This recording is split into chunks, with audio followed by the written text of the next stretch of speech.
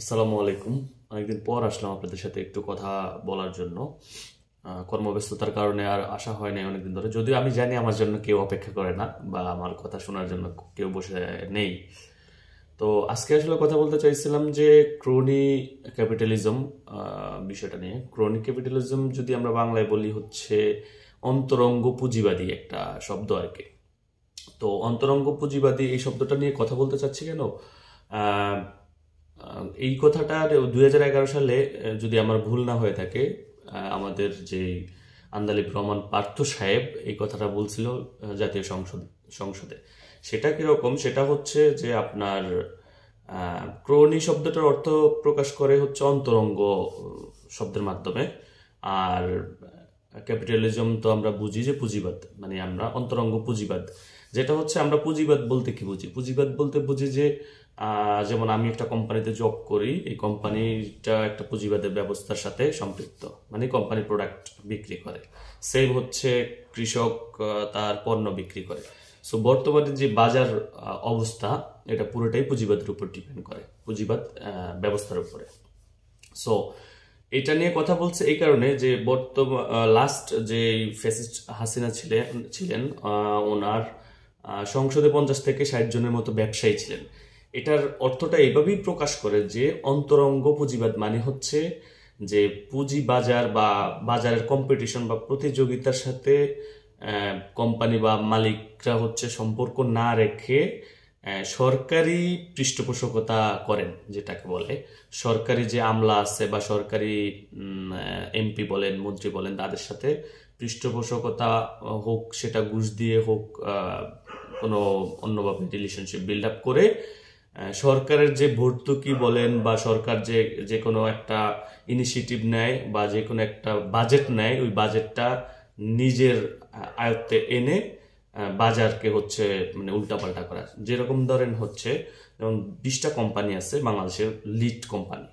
এই 20টা কোম্পানি বাংলাদেশের মার্কেটে অনেক বড় লিড করে, কিন্তু ছোট ছোট অনেক কোম্পানি দাঁড়াইতে চাচ্ছে। এখন হচ্ছে ধরেন এটা দাঁড়াইতে পারতেছে না। কেন পারতেছে না এই কারণেই যে বড় কোম্পানিগুলা অনেক সময় সরকারের পৃষ্ঠপোষকতার কারণে বাজারকে এমনভাবে মেনটেনেন্স করে যে অন্য কোম্পানিগুলা এখানে সুযোগ পাচ্ছে না। তো এই পুঁজিবাদের যদি আপনি আরেকটু সুন্দরভাবে দৃষ্টান্ত মানে আমার চোখে পড়েছে, সেটা হচ্ছে যেমন এসালাম গ্রুপে বাংলাদেশের খাদ্যে যে সোয়াবিন তেল ছিল, খোলা সোয়াবিন তেলের প্রায় 90%ই এসালাম গ্রুপের হাতে ছিল। সো ওরা তো বাংলাদেশে থেকে ভাগছে অনেক টাকা পয়সা নিয়ে, সেটা আলাদা ইস্যু। কিন্তু এই যে সোয়াবিন তেলটা ওনারা কি কন্ট্রোল করছে এটা আমরা অনেকে জানিও না। তো সরকারের কত বড় হচ্ছে মানে স্বার্থ, বা সরকারের যারা ছিলেন তারা কত স্বার্থ পাওয়ার পরে পুরো 90% শেয়ার এসালাম গ্রুপ নিয়েছেন। এখানে একটা বিষয় আছে। তারপর হচ্ছে ধরেন বসুন্ধরা গ্রুপের যে সরকারি যে বাজেটগুলো ছিল, ভর্তুকিগুলো ছিল, বেশিরভাগই বসুন্ধরা গ্রুপ পাইতো বা আমরা দেখেছি। এরপরে আরো ধরতে পারেন বেক্সিমকো গ্রুপ, যে আমাদের যে দরবেশ বাবা ওনার গ্রুপ। তো এই বিষয়গুলো নিয়েই হচ্ছে ক্রোনি ক্যাপিটালিজমের শব্দের উদ্ভব, যেটা হচ্ছে আমরা অন্তরঙ্গ পুঁজিবাদ বলি আর কি। তো এটা কি হয়, এটা হচ্ছে বাজারটাকে ওরা ওদের মতো করে কন্ট্রোল করতে পারে, ওদের মতো মেকানিজম করতে পারে। তো ওদের মতো মেকানিজম করলে কি হয়, ছোটখাটো যে কোম্পানি বলেন, ছোটখাটো যে যারা ব্যবসা করতে আসে বা যারা মালিক, তারা হচ্ছে ওদের ইয়ের সাথে টিকতে না পেরে বাজারটা ওদের মতো ওরা কন্ট্রোল করে, যেটাকে আমরা সিন্ডিকেট বলি আর কি। তো এই বিষয়টা নিয়েই হচ্ছে 2 দিন আগে পড়ছিলাম বিষয়টা, ক্রোনি ক্যাপিটালিজমের বিষয়টা পড়তে যাই হচ্ছে চিন্তা করলাম যে আমাদের বাংলাদেশের বর্তমান যে সিচুয়েশনটা হয়েছে, এটা কিন্তু আজকে থেকে হয় না। এটা 2010 থেকে 11 সাল থেকে শুরু করে এই পর্যন্ত মানে ধীরে ধীরে এটা বৃদ্ধি পেতে পেতে এমন একটা পর্যায়ে চলে গেছে, এটাকে কন্ট্রোল করতে এখন নর্মালি বাংলাদেশ সরকারের আরো 10 থেকে 15 বছর সাফার করতে হবে এটাকে কমাইতে হলে। এজন্যই আমি বিশেষ করে পার্থ সাহেবই এই কথাটা বলেছেন যে ব্যবসায়ীদেরকে কেন এত সংসদে আনা হচ্ছে, এটা নিয়ে কথাও তুলছেন।